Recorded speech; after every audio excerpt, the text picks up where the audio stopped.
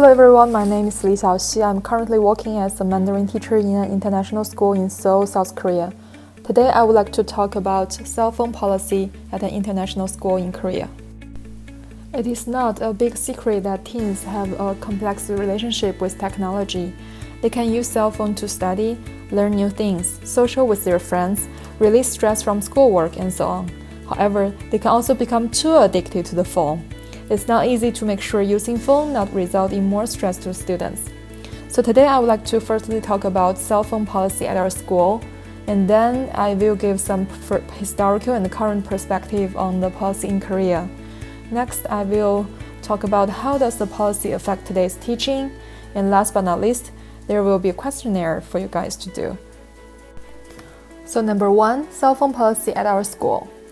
So in our school secondary student handbook, it is really clearly stated, no cell phones are allowed during school hours.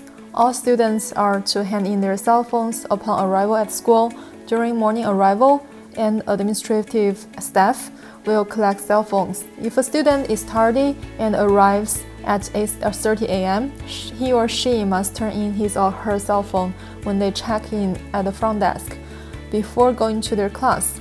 Cell phones can be picked up from the office personnel at the front entrance at dismissal. So basically, that is the cell phone policy at our school.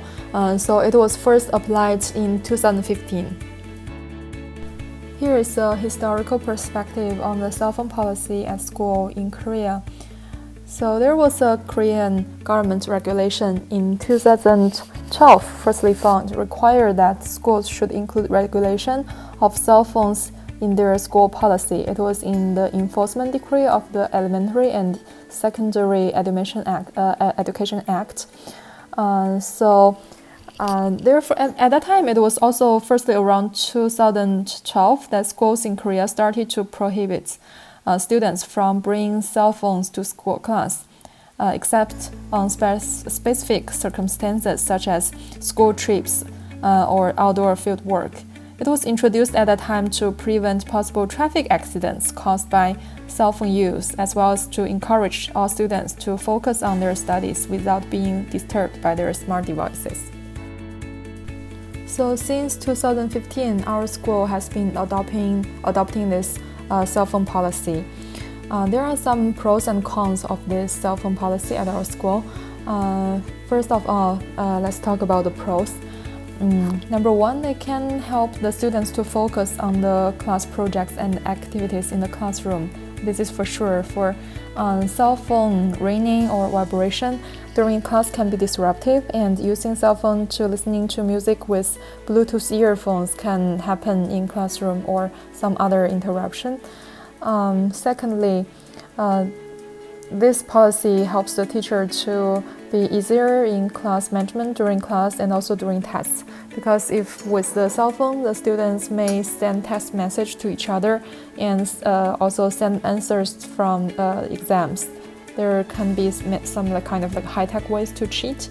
So thirdly, it is to prevent students from getting addiction to smartphones or misuse of the phone. So not only in Korea but also in China, there are many students who got addicted to using their phone. The governments in both countries are trying to develop measures against smartphone addiction among teenagers, like to set up rehab camp for young smartphone addicts, as well as therapy sessions with school counselors. So with the phone addiction, the students can have some difficulty in sleep, or falling asleep in appropriate times. They can have some mood swings, feeling down or lacking interest in daily activities. The misuse of phone can be taking inappropriate pictures or videos of their schoolmates and put them online. So these are the pros. There are also some cons of this policy. Number 1, students could feel a violation on their human rights. Number 2, students couldn't be contacted when there is a emergency happened at their home immediately. And number 3, it is hard for the students to share personal experience like pictures or videos in class without smartphone, because normally they keep all of the things in their cell phones. So how does this policy affect today's teaching? According to my experience, with this cell phone policy, it is not easy for the teachers to use cell phone-based learning tools for the students. So basically, teachers are deprived of the opportunities to ask the students to use mobile-based learning tools. Instead, teachers have to choose more website or computer, laptop-based learning tools. For example, many tools have better function on mobile app, such as Memrise. I ask my students to play 5 to 10 minutes every day, Memrise, to learn new words and sentences. Or another one is Manga Chinese, Manga Mandarin, a good interactive app to learn Chinese through reading manga. But for these two apps, many functions are not available on laptop.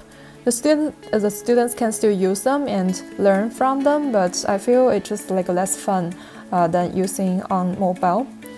And also there are also tools only available on mobile phone, such as there is one called Hello Chinese.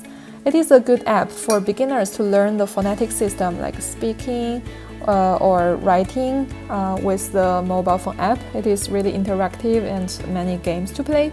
However, since this is also a mobile phone based app, so I cannot ask my students to use it in class. Another point is it is required for us to give students special permission in using cell phone in project-based learning, including taking photos, recording, and making videos with apps like iMovie, Video Actor, or Video Leap, etc. So the cell phone can be used in school, but it has to be restricted and it has to have the teacher's permission. And here is the questionnaire. Maybe you guys can check and help fill in. Thank you so much for listening. Please tell me what you think about this topic. Thank you.